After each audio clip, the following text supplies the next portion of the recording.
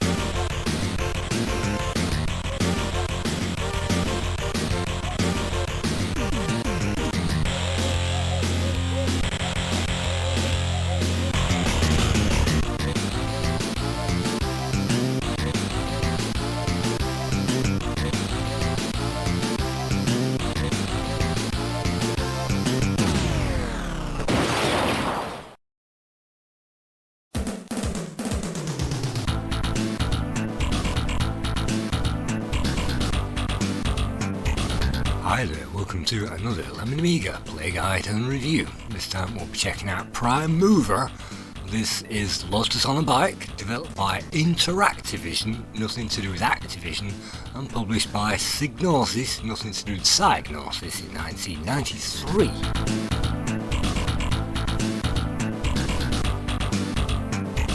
You can see various credits on screen: Hans-Jürgen Hansen, Henrik Thomas, and you can see the main program was designed and coded by Hans-Jürgen Hansen.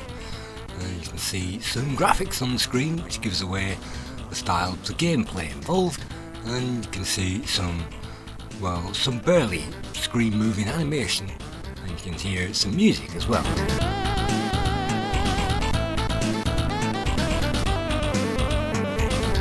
Checking out those options, we get joystick control, or I think we can choose mouse if we really want to do that, and you can even change the gear shifts as well from manual to automatic.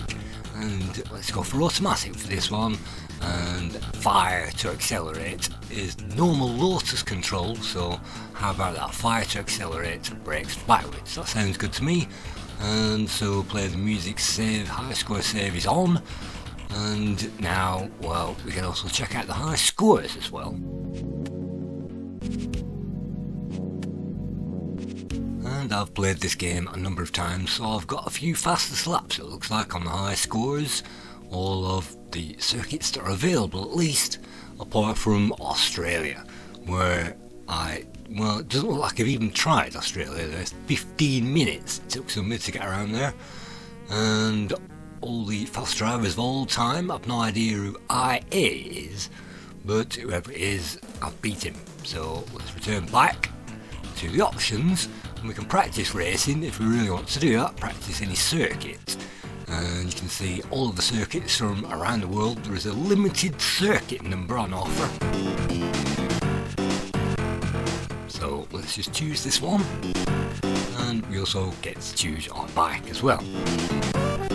By pulling left and right, we can go through the various bikes on offer, and this one we can see they're all kind of much of a muchness really. Top speed hovering around 200 miles per hour, and you can see most of those 218 there, and still 500cc and 500cc, so it looks like the engine sizes are the same on all of these, and some of them have more gears than others. This one has 6 gears. And then it will move on to an introductory screen where it shows us where we're racing, in this case Germany, and it gives us a brief map and a brief layout of the track.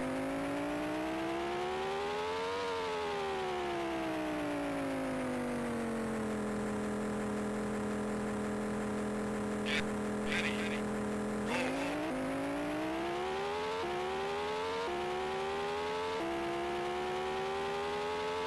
So this is a brief warm-up of the Germany track. You can see it's absolutely nothing like any of the German tracks in actual Germany, as in Hockenheimring and things like that.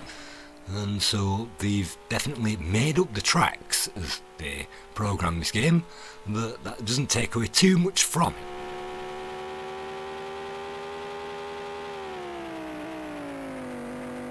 After you've had enough, you can pull back and stop, and then that will say, well, that's your qualifying over.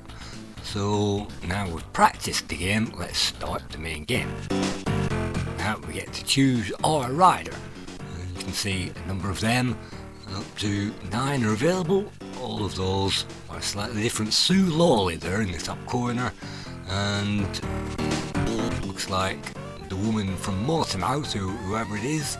So let's see, let's enter our name. Usually the women in games like this are usually more responsive, so let's call ourselves Jo, and 47 at the time of recording this, and height, I've no idea what that's supposed to be, so let's just type random numbers in.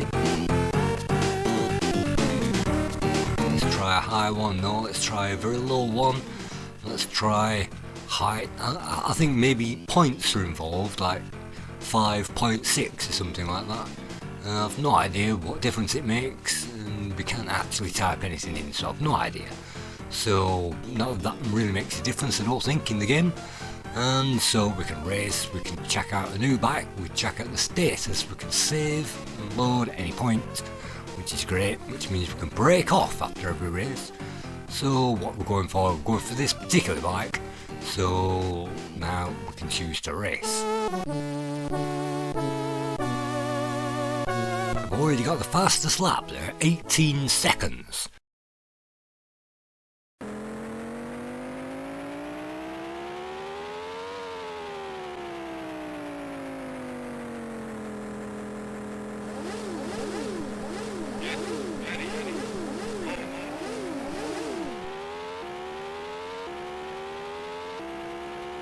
So now it takes us to the start, and I don't think there's any pre-qualifying in this game.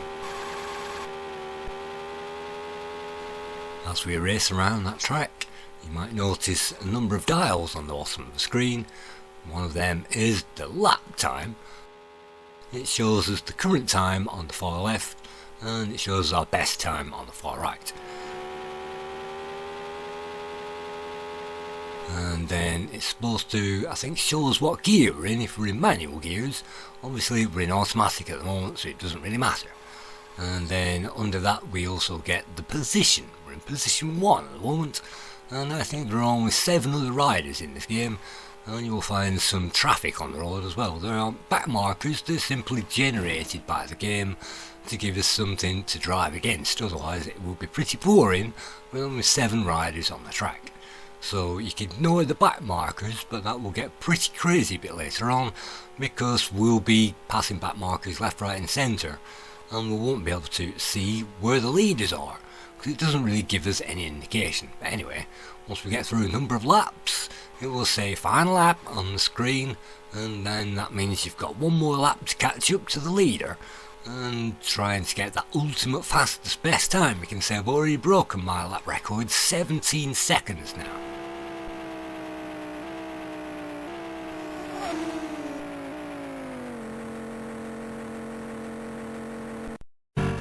First track, there's really no point stopping or pulling back or braking. You just take all the corners at full speed. So you can see we're now top of the table. Of course this game introduces us very gradually to it, and later on it will become much harder. For now we've got through it in first place. That's the demonstration track over with. We don't need to brake for that track at all throughout the entirety of it. So let's now move on, and we can press fire quickly. We're checking out the next race, and it looks like we're in Germany, so it's not giving us any indication of weather types or anything like that. It looks like it's clear. So now it looks like we're in early morning.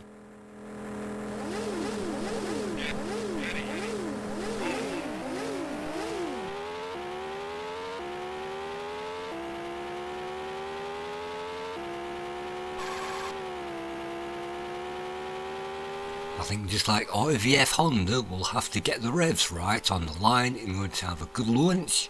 And if we have a bad launch, we'll probably end up at the back. And if we have a good launch, then we'll end up in, well, it looks like we're in position 2 right now.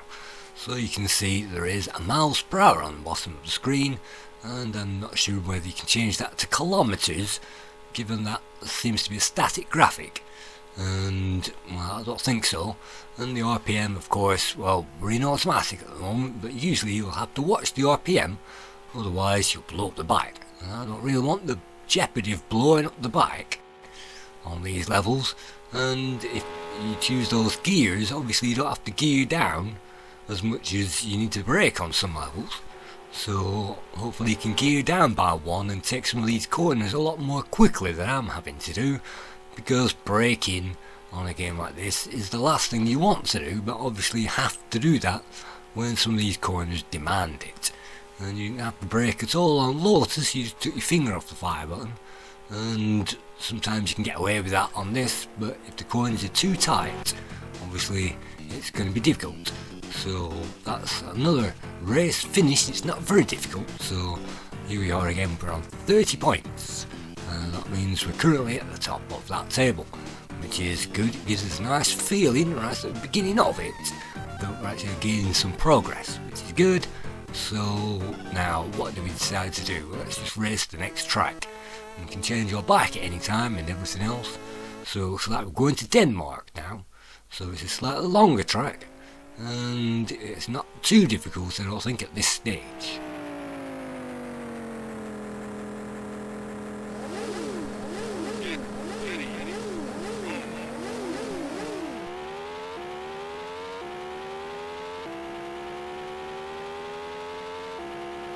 I don't think the soundscape of the other riders driving around us is anywhere near as good as it was in RVF Honda, and they have done a great job with the backgrounds. You can see churches on the horizon, buildings and fields, which is a good thing. We can even see a Swiss flag as well, I think it is on the horizon.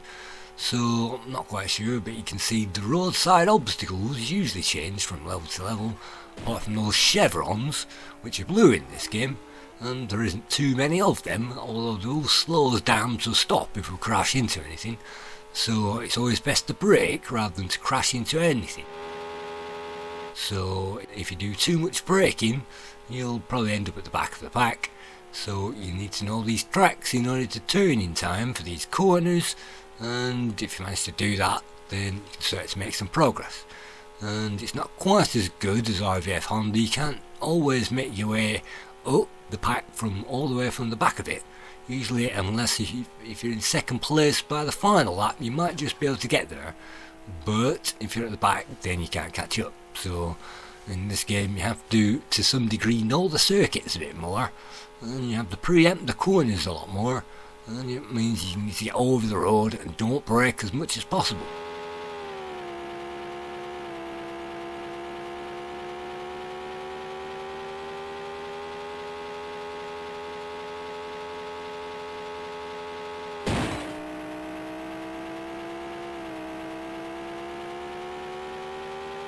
It also doesn't give us any indication of the lap that we're on at the moment, so we'll just have to remember that. Hopefully it ticks those down as we cross the line.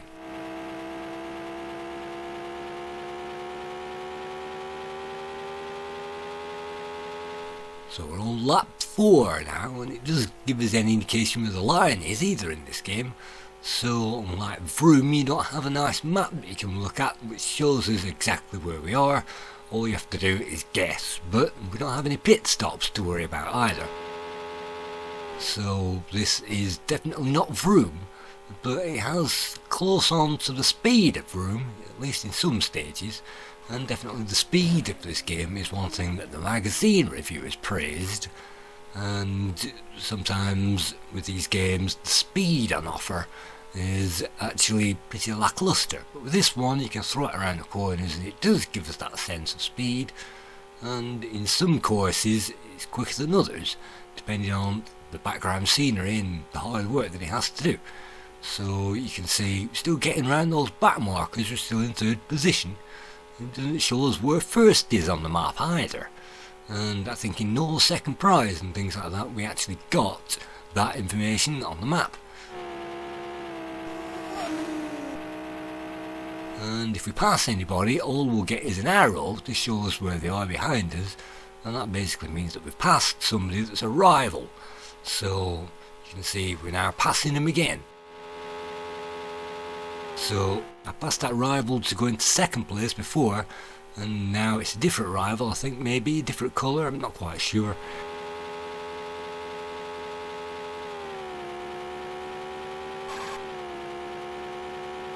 We're now still in second.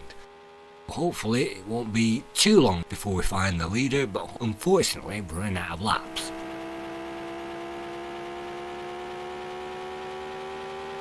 With this game you can virtually guarantee that the leader will take all of the corners at top speed, and they won't make any mistakes, obviously, not like we do.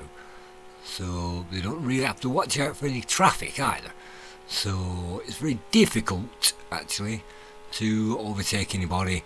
That's pretty important, and if you do find somebody that's driving really quickly, you'll find that you can't catch up to them very quickly, and that means number one, you know that they're a competitor, you know that they're ahead of us, and number two, it makes it pretty difficult to overtake them knowing that that's a fact. So overtaking a bunch of slow drivers usually means that we're not going to get anywhere with the game, and we slow down too much on some of those early corners. That means that we come in second place. It's not too bad depending on our rivals, and you can see our biggest rival, Wayne Hardner, is actually winning that, so they gain some status now on the leaderboard. And you can see the game crashed at that point, so I had to reload it again from scratch, and I had to play all those levels again from scratch, and I had to set the recorder again once that happened. So now we're on 42 points. It's a different person. Randy Pomola is in second, but it's more or less the same score, so let's try that again, and let's save it up this time. So if we have any more corruptions, I'm playing the WHD load at the moment, and sometimes it can do that if you're using an 030 and maybe have the caches on and things like that. No idea, but for whatever reason now let's play England, and of course it's foggy and we can't see a thing. Set! Go!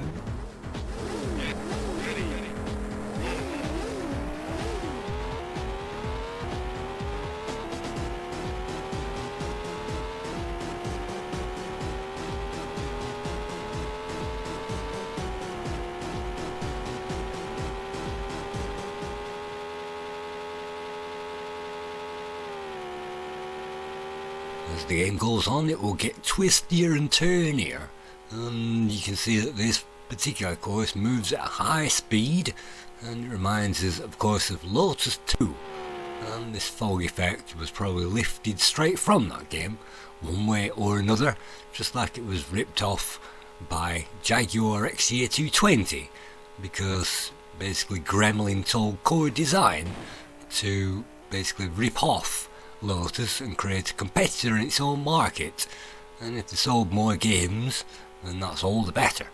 So that's how that got going, and every other racer on the Amiga that uses this kind of behind the seat view uses of course pretty similar effects.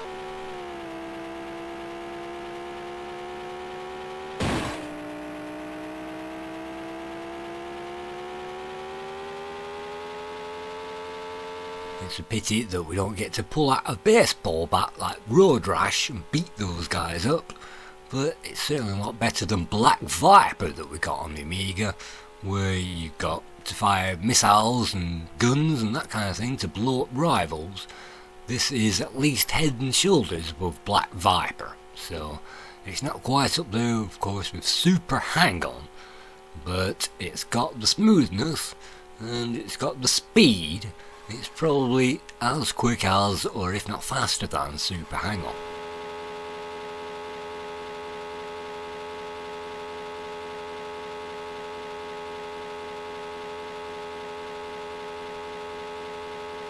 At the moment we're now in second position again, just looking out for the leader, and anybody who's stuck on the horizon could be the leader at any point.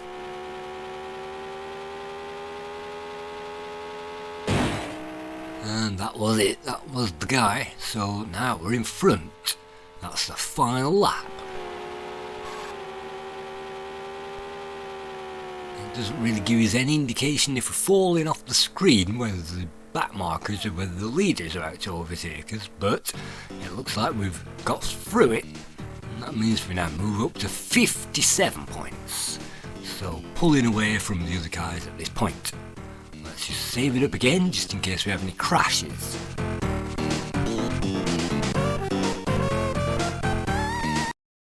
Luckily, going through the menus in this game doesn't take very long to move them up and down.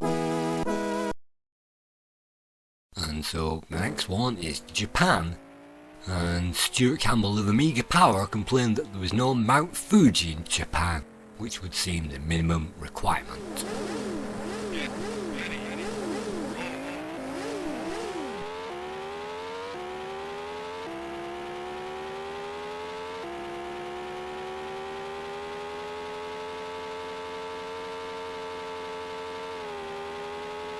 Well, you can see Mount Fuji in the background, it's looming large. There isn't much here in the Japanese landscape apart from Mount Fuji, but you can see it is there.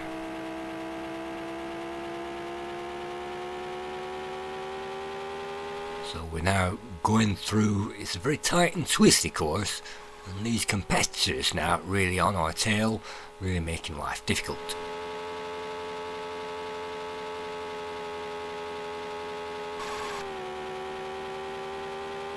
That's another lap, we're on lap 3. So we are now really whizzing through this level, and it's really seat of your pants high speed stuff. As long as we don't collide with any of those blue barriers we stand a chance, and if we do, unfortunately we don't.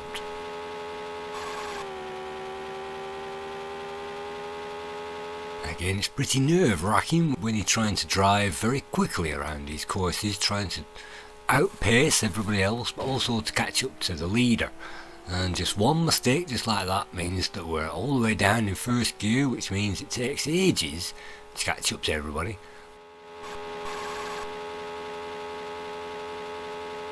Luckily the guy in front of us is in second, so at least if we can get second, well, unfortunately not. One slight slip up, just like Vroom, will be overtaken by a bunch of people.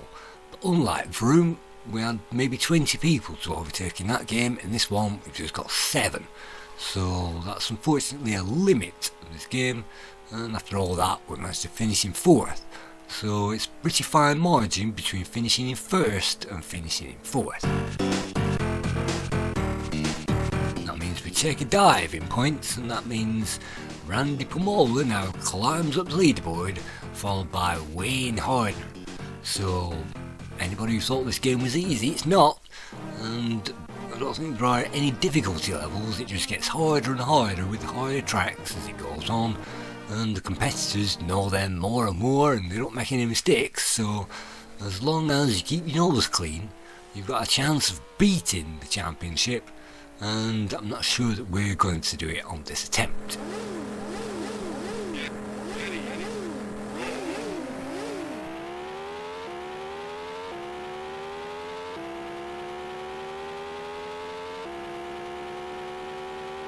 I think it's great to see occasional bridges going over the road, and also you notice the chevrons have changed to a nice red chevron on this map, so they didn't just sit back and put the same old sprites on every single level, although you do get some of the same ones. You can see pretty similar grey rocks on this level, but it gives us a copper sky, which is at least again a minimum standard, and those bridges again remind me of Lotus 2 with the motorway level, so it does kind of get up there with Lotus 2.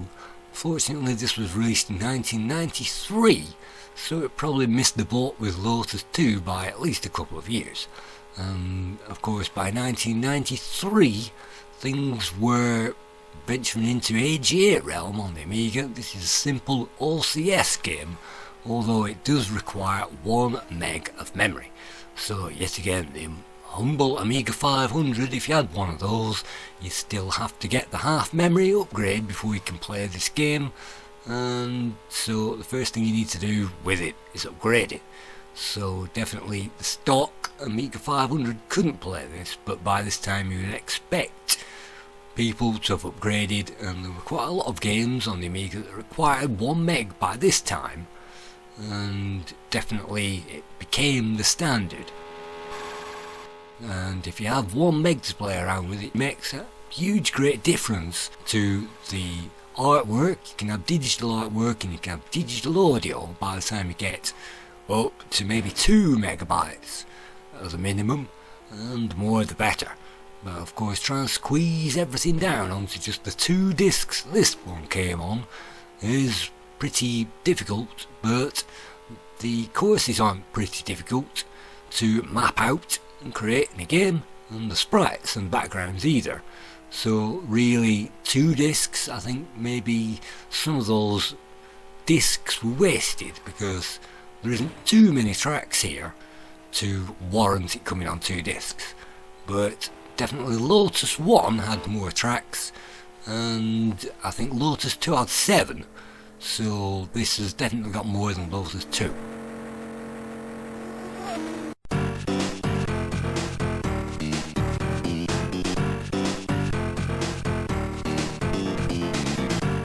Remember from Supercars 2, it gives us some great music, some great hyping, revving music between every level, and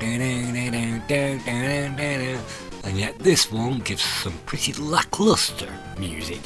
It sounds more like a lounge than a fast race course, so hearing that plodding music every single time, it's pretty boring.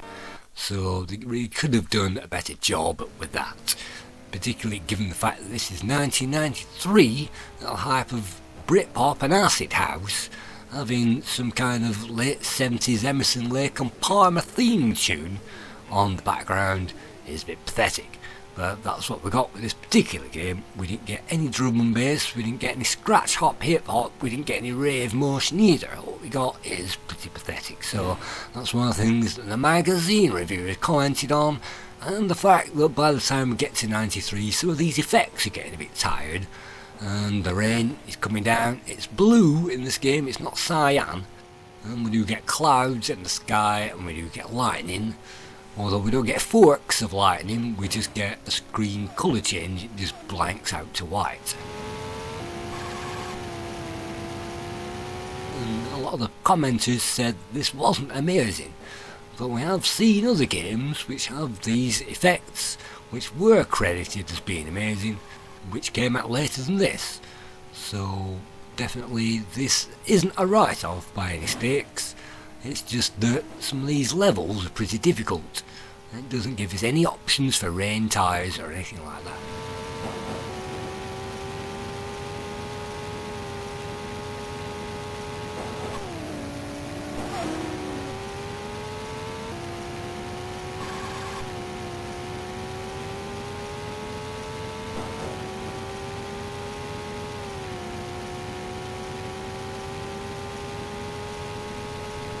Definitely with some games on the Amiga it gives us a tune-up option where we can tune up on ride from level to level, and even on basically Turbo Outrun all the way back then. I think that was it 1989 or something like that, we actually got turbos and things that we could buy or be gifted at the end of certain levels, and of course Supercars 2 and things like that. And even with Super Hang-On we had a turbo that we could use at any point. We don't have a turbo with this game. In fact, we don't have any special things that we can buy. There's no tokens to collect, or speed boosts or extra time or anything like that. All we get is the game. That means Randy Pomolo wins again. He's now 82 points. He's now 1 point ahead of us in that championship. Nobody said this game was a pushover. Hopefully, even Lotus experts will find a difficult time in this game I've definitely virtually completed Lotus 1. I've completed Lotus 2 a record number of once in my entire life, and Lotus 3, obviously we've played that in the Lemon Amiga Games competition, and we beat, I think, all of the levels, the easy, medium and hard level. So definitely Lotus experts will find a bit of a challenge with this game, because the barriers are just as unforgiving as Lotus 1, and the grip on the road is very unforgiving in fact, and it throws the bike from one side of the screen to the other. You can see some graphics glitches where we get some roadside obstacles actually on the track, and that's not very good. You just have to memorise where they are, and you can see again on the track. So if we clip those by mistake, that's definitely a position lost.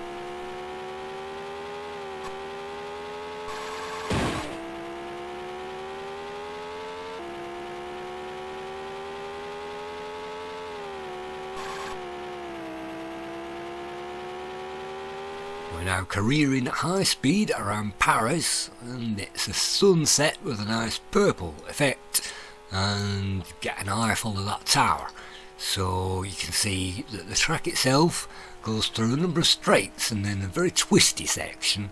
We don't get any tunnels that we can go through per se, but we do get bridges that we can drive through on some levels, and this one is fairly quick. And you can definitely see the wisdom of practicing certain levels, and then you can get the speed up, because in a game like this it's not about the other races, and it's not about the track really either. It's basically about the fastest lap, and if you can get the fastest lap every time, then you can ignore the other races and just go for the fastest lap, lap after lap, and hopefully you can just manoeuvre around anybody. And I don't think there's any crash damage or anything like that. I don't even think you can crash into the back of other riders and take damage or slow down or anything. And so they blend into the background, which is great. I'm not quite sure whether you can pass straight through them like RVF Honda, and I very much doubt that that's possible, but it's best to avoid the other riders anyway, obviously, just in case that does happen, and you don't want to be stopped by colliding into the back of another bike.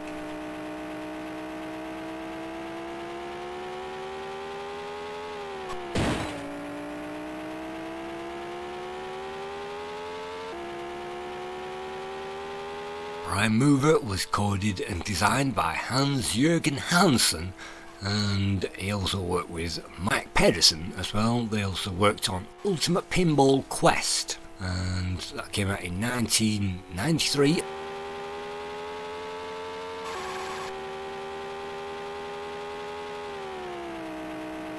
Graphics were co-designed with Henrik Thomas, and he also created the graphics for Naughty Ones as well, all the variants of that and the AGA version, and he also worked on CoverGirl Strip Poker as well.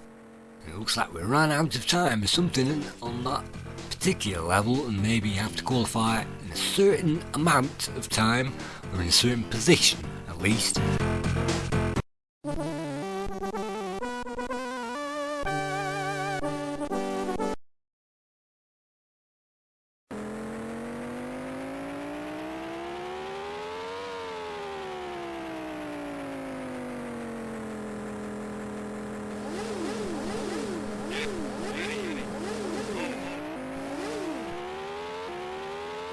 See nice palm trees reminding me of Outrun with a nice sun effect in the background, and this is perhaps one of my favourite backgrounds in the game just because it looks groovy and it looks fantastic on screenshots. And you can see the side of the track is now blue and white instead of red, and we now get a double line in the middle of it.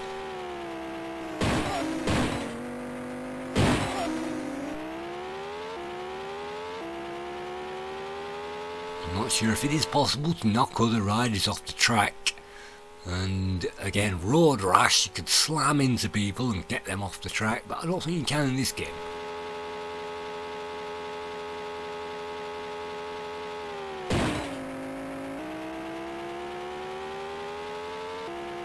The music that you can hear over the title sequence and the options and the jingles and things like that was created by Anders Ueland, and I couldn't find any other games that he'd made on the Amiga, or at least music for them.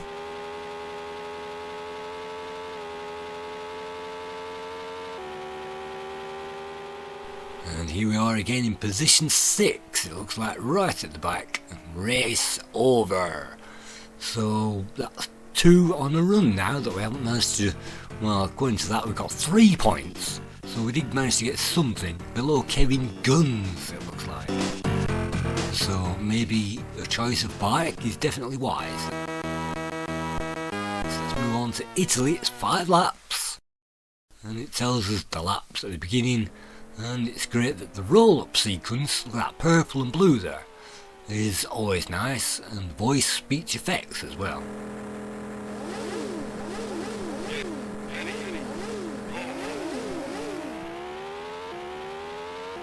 And it's a pity that we only get some kind of samples. I'm not sure if the bike itself is sampled or not. And you definitely get to hear that rolling away again. It's not as meaty and as powerful as, well, no second prize, but it's not as powerful as RVF Honda either. And it's not as whining high pitch as Super Hang-On, but you definitely got the whole gamut of bike racing games on the Amiga. And back in the day I didn't have this game, I had a game called The Ultimate Ride. It's the worst game ever invented in the world.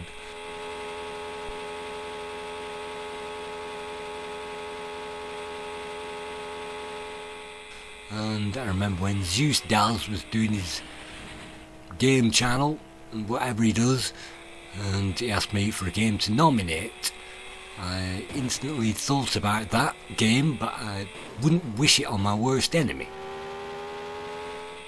And The Ultimate Ride is a 3D bike game where we get to drive at high speed along back roads of Australia and avoid kangaroos and things like that. And high speed racing vector game or whatever it is, with sprites all over it. And it's the worst playable bike game I've ever played in my entire life, so I wouldn't even recommend you checking it out for a laugh or anything like that unless you've had too many beers. And then of course every game that you put on will guarantee a laugh if you've had too many beers. But no second prize is definitely better than The Ultimate Ride. And is this better than Lotus? Well, I don't think so. Is it better than RVF Honda? Well, with RVF Honda you had many championships to wade through and international races, and some of those were reminiscent layouts of actual races. Is this better than Super Hang-On? Well, it's a circuit racer for one thing, and it's a bit more difficult I find than Super Hang-On, because for one thing you're racing against competitors who never make mistakes, and in Super Hang-On they're just dawdling around the track relatively all at the same speed, so you can just overtake them. It's a great thrill ride as you're driving up and down corners and around bends and hills and things like that. In this one the hills aren't too much that it gives us a roller coaster ride, and even though everything is adequate about the game, that's all it is, and that's what the magazine reviewers mostly complained about.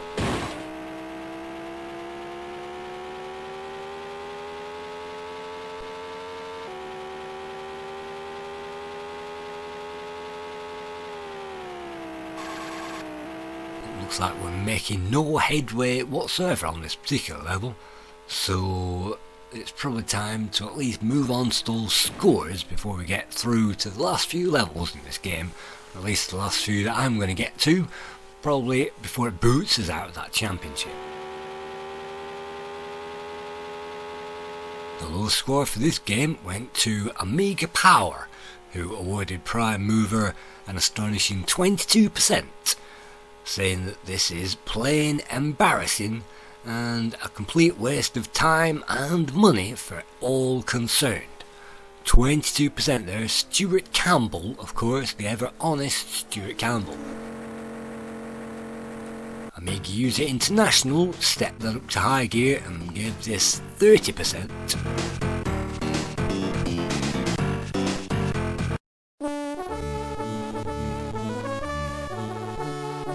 Amiga Joker was much more lenient and they awarded this game 41%.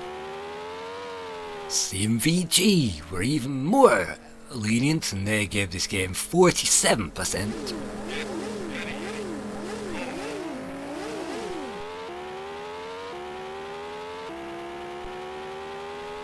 Moving on to the higher side of the table, Dato gave this game 60%. The current Lemon Amiga score is 67.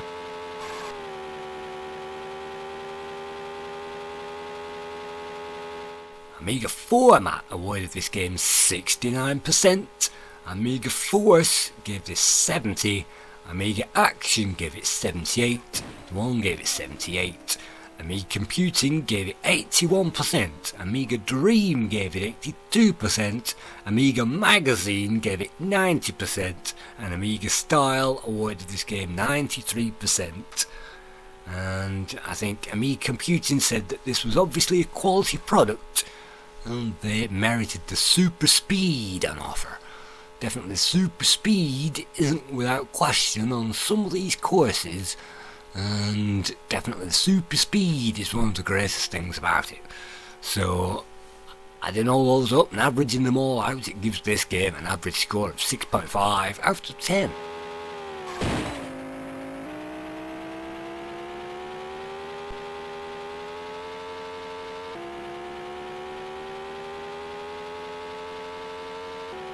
So a huge range and a massive spectrum of review scores there by those magazine reviewers, meaning that depending on which magazine you read, this was either a top 90% game worthy of a screen star or the biggest pile of rubbish on the Amiga. I don't think there's anything wrong with it, I don't think there's anything broken with it, and I don't think there's anything that's particularly bad about it. It's an average, well, apart from the road signs being on the actual road instead of the side of the road, which is a pain in the ass. Maybe they did that deliberately. Maybe that was part of the level design. So, by this stage, of course, they want players to be really slow. And we're not actually doing too bad at the moment. Touch wood, we're now in 3rd position. And so, we're really pulling out all the stops now to try to take the leaders, and the only problem is slowing down for these corners. So as long as you get that right, then you should be able to catch up to somebody. Unfortunately, we can't even collect that back marker in front of us. That's not too bad. We've completed the race. At least we're in 3rd position. Well done. So hopefully now we rampage through onto that high score table. Now we've got 10 extra points now, and we're now in 4th position. I think we need to get onto the podium if we want to complete the game. So we're now on to Australia. I think this is the last one. I haven't played it before. According to that, the best time is 37 seconds. I'm not quite sure, but anyway, whatever it is, we're now in Australia. There's rocks stuck out in the middle of it, even though there's no racetracks anywhere near the nationally protected monument of Ayers Rock.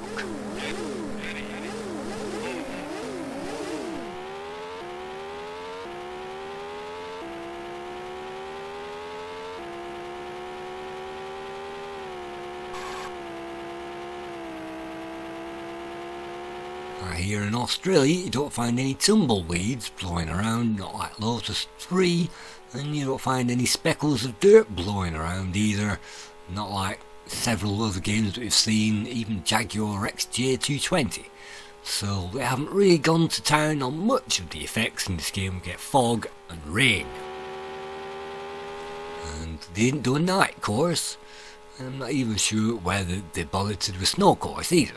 So, given the fact that all these tracks are slightly different, they could have added a few more effects. They didn't, and that's why the average middle of the road scores 6.5, and the Lemoners gave this 67, so that's bang on target. So, the ever reliable Lemon Amiga score there, always on target.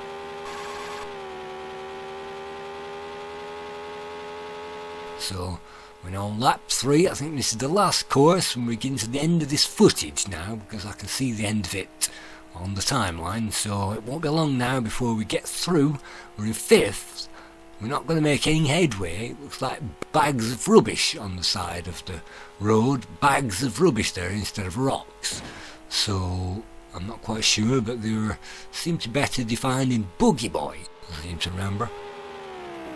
But we've got through it. There it is, position 5.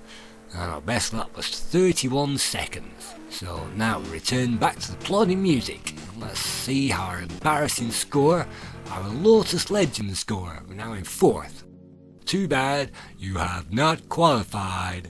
So that means we are not, unfortunately, progressing towards what would be perhaps a medium level or something like that. No idea how it works, but we can't do it until we've done it, and we haven't done it, so we can't. So that's basically it. We've got 116 points according to that.